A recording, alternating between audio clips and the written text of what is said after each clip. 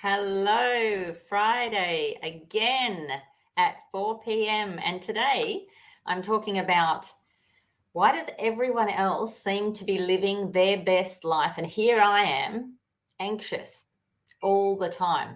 And there was a couple of votes for this. So we're definitely, if you voted for this, you're definitely not the only one, because we have the poll on a couple of platforms, and that was definitely the one that came up with the highest votes.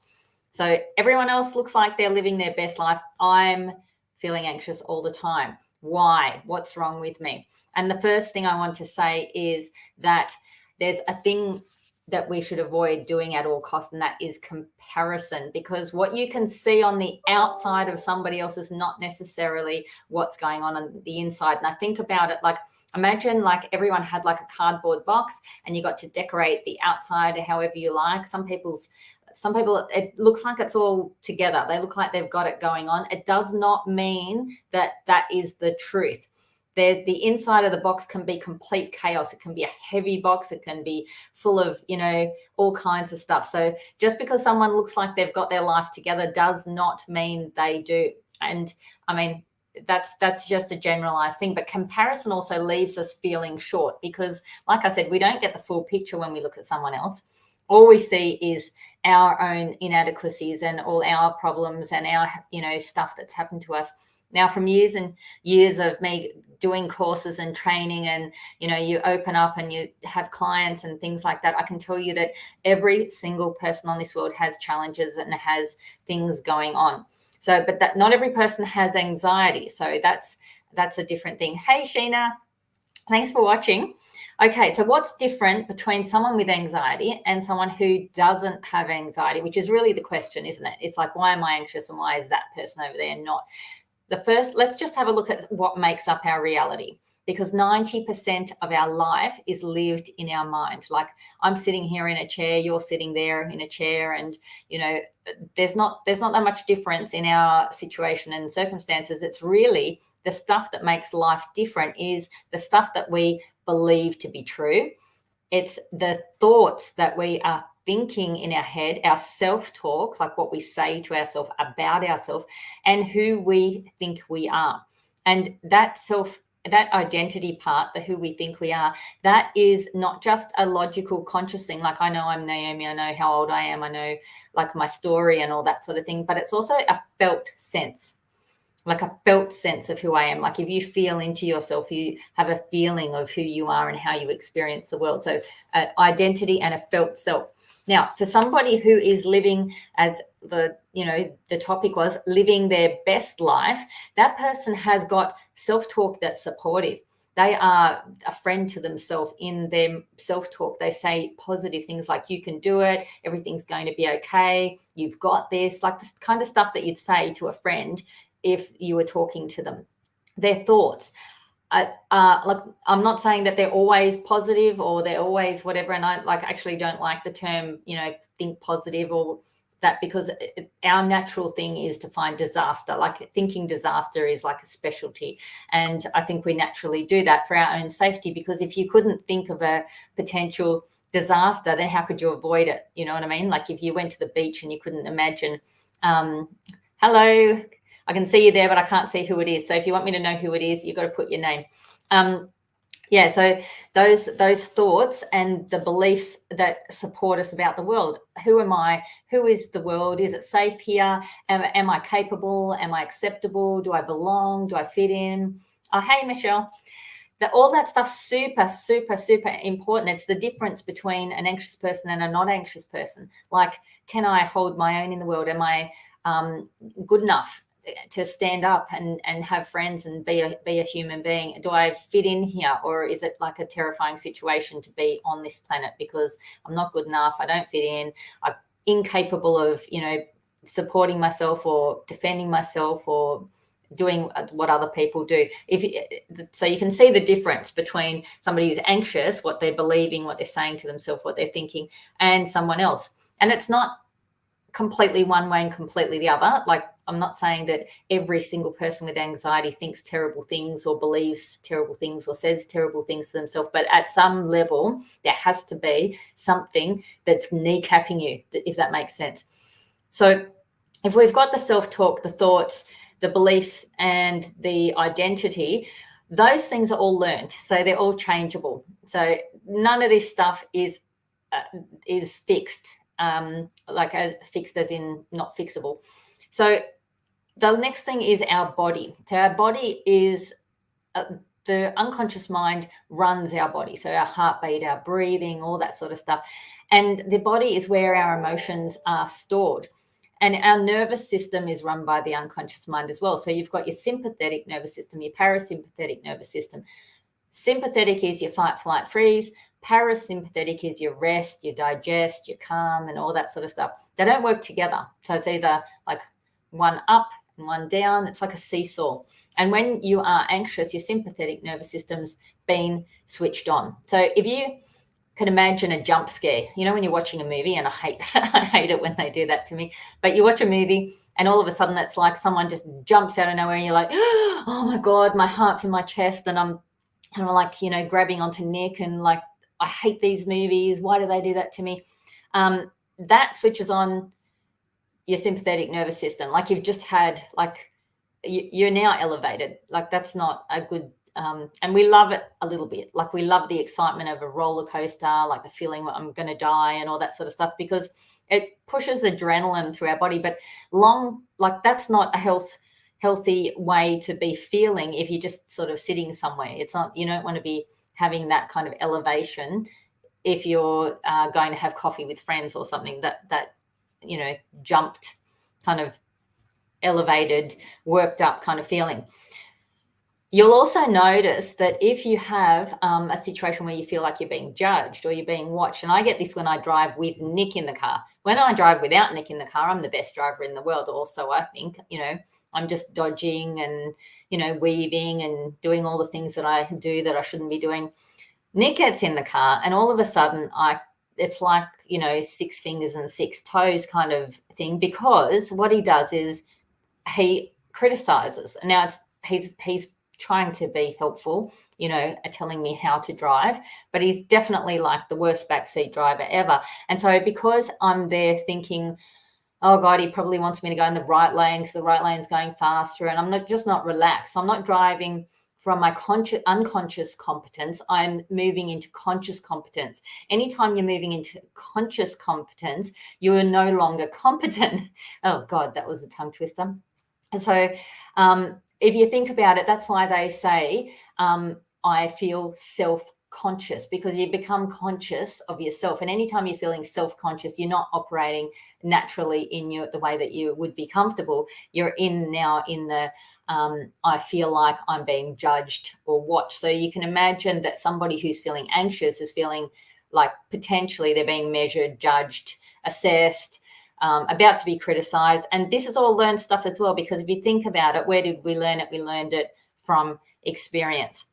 So I'll tell you a story about a time when I had an extremely big elevation of my thing. I was, it was me and Amelia. It was like midnight, and Nick had gone to bed like an hour before, and he would have been snoring like a log. So he was fast asleep, and I needed something, and it was in my study wardrobe. Now my wardrobe's really big, and you walk in the door and then you turn left, and you've got to walk like 2 or 3 meters into this wardrobe. Like it's like a long tunnel of a wardrobe.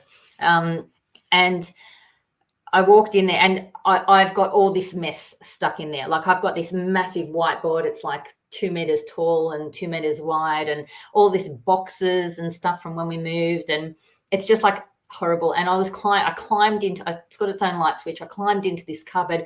I went all the way to the very end of this cupboard, like climbing over boxes and just getting myself into this little bit.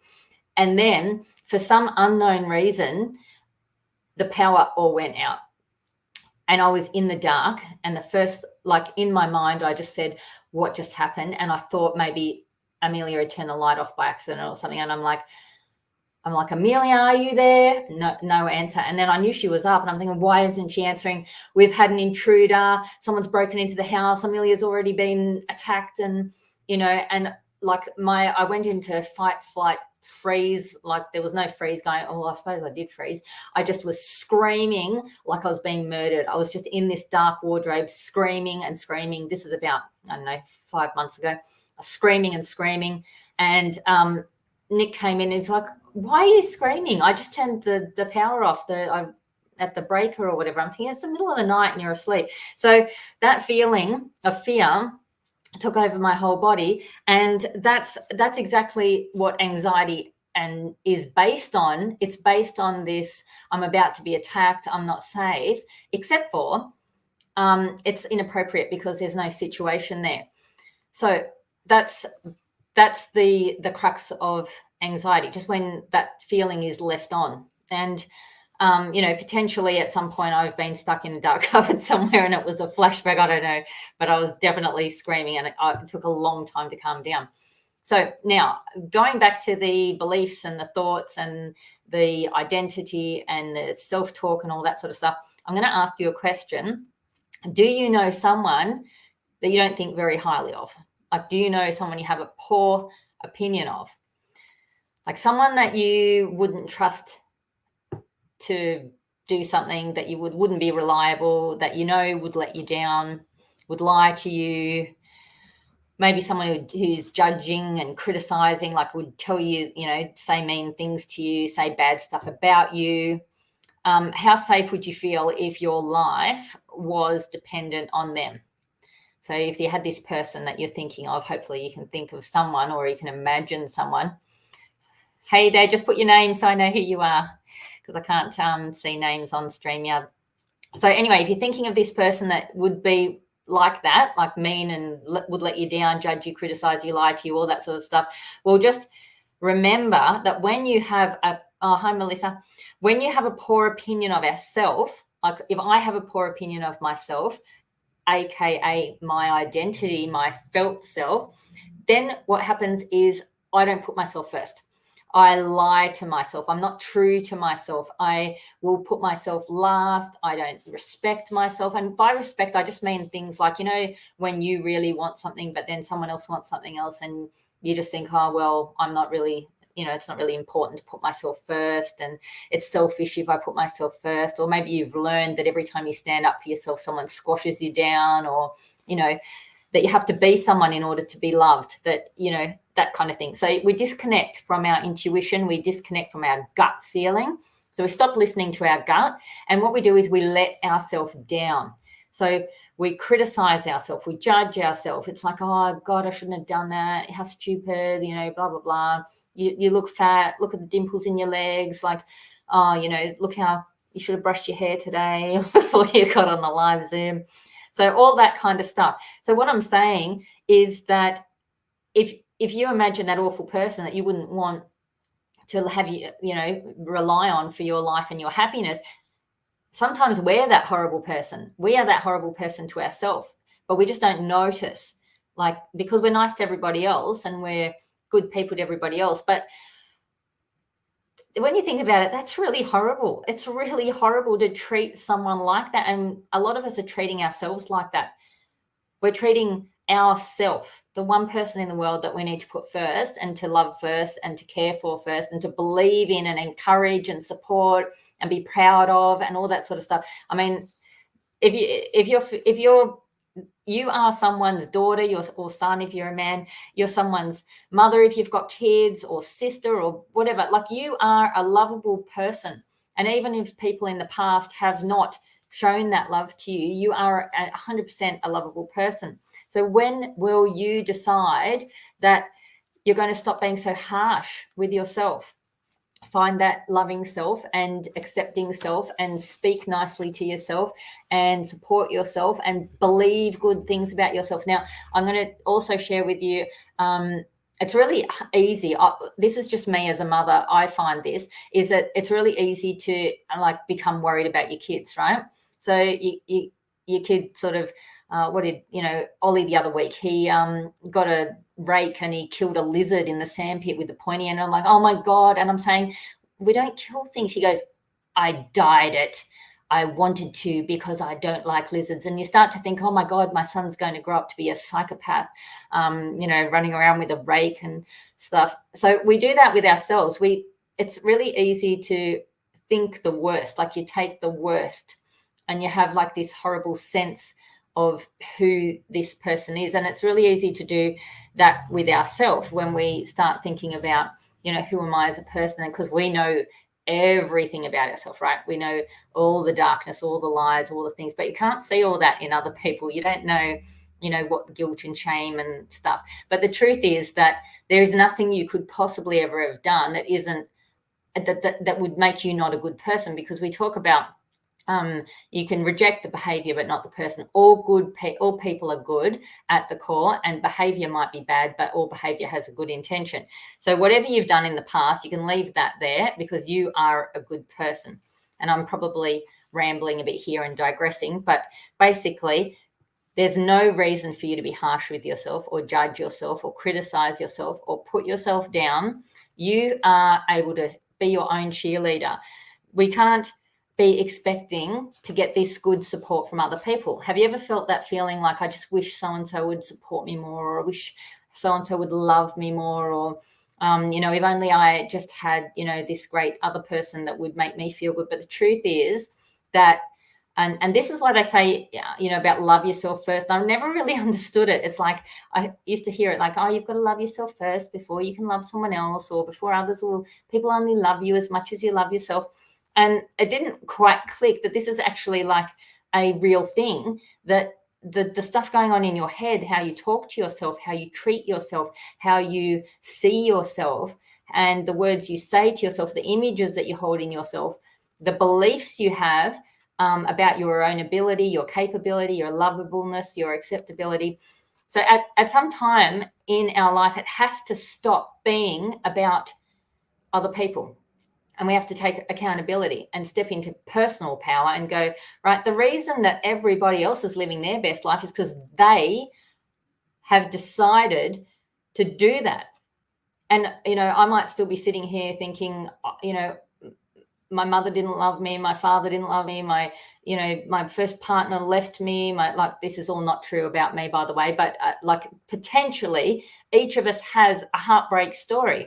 I know that because I've heard so many people's stories, and just random people, that not clients even, just the average person that, you speak to. If you speak to someone long enough, you'll find out that, they've lost a child, or they've been divorced and lost a partner, or that their parent died of cancer, or, they weren't something. Everyone's got something. So it has to stop being about the people who've let us down, the pain we've been through, the disappointment, the heartbreak, the betrayal, the story that we have. And it has to start being about, you know what, I'm now an adult and I can meet my own needs. I can love me. I can appreciate me. I can support me. I can spoil me. I can take care of my own emotions, and I'll be aware of them. Be able to tune in what's going on in my body, actually connect to our intuition. So many of us have disconnected from our gut feeling, of our intuition, and we no longer follow it. I'm slowly getting better at it. When it says just silly things like, I'll take something out of the car and I'll think, I'll hear this little voice or whatever it is that I sense, some sense that says, put that back in the car. And now I start doing it, because without fail, every time, if I don't listen, I'm like, I did think that. I did think that I was going to need that. And I thought, and then the conscious part goes, why would you need that? And you just ignore it. So stop ignoring your intuition, start listening to yourself, connect to yourself. And that means that it's safe to connect to the messages coming from your body. People who live their best life are not trying to please or gain love or approval from others before themselves. So what you think of yourself is the most important thing, not what someone else thinks of you.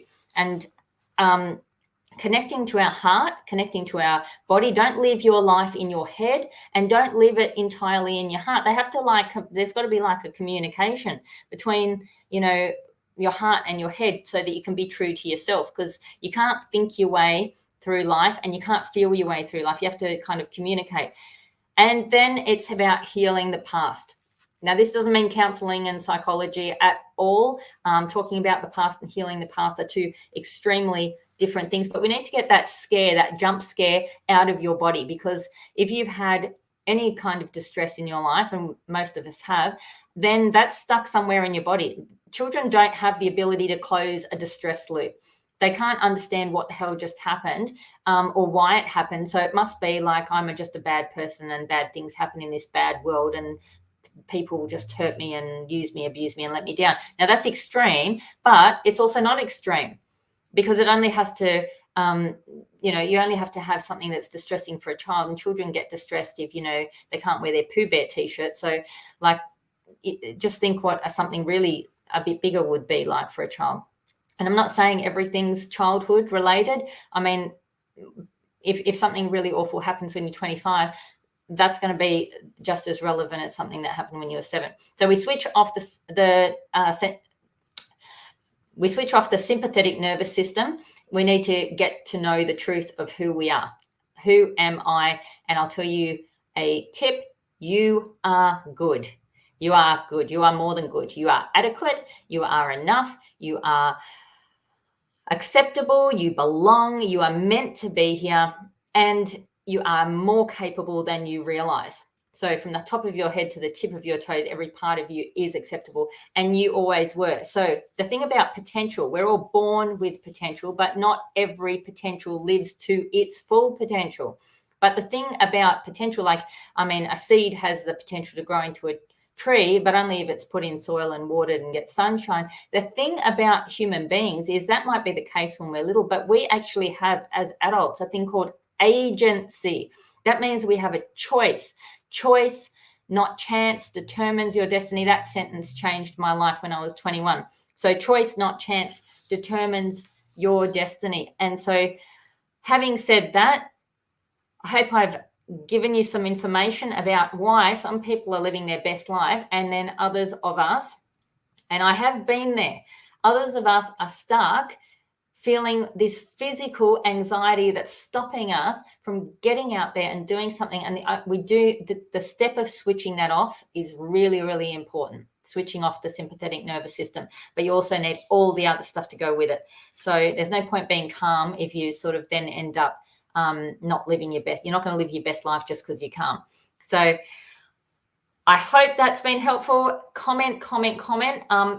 Discuss it. If you think something I said was stupid, just put it in there. I'm not going to get offended. Just put it into the chat, because I'm always curious to know if you've got a different idea or a different observation or a different thought or something else, because just because it comes out of my mouth doesn't make it gospel. It just means that that's my truth. And we talked at the start about what we believe and what we say to ourselves and our identity and all that sort of stuff. So this works for me. It works for me, and it's what I'm observing in clients and other people, of what works for other people. But I'm more than happy to learn something else, and I do learn things from my clients all the time. So, and from everybody, really. Everyone's got something to teach. If any interaction that you have with another person, you always come away richer, because if we only had our brain, we'd have this tiny little scope of the world. And when we can connect with other people, and that's why I listen to a lot of other people's lives and YouTubes, because I'm like, wow, yeah, that's that makes sense to me. So have a beautiful afternoon, and I am looking forward to some comments. Thanks for watching, and have a great and fabulous weekend.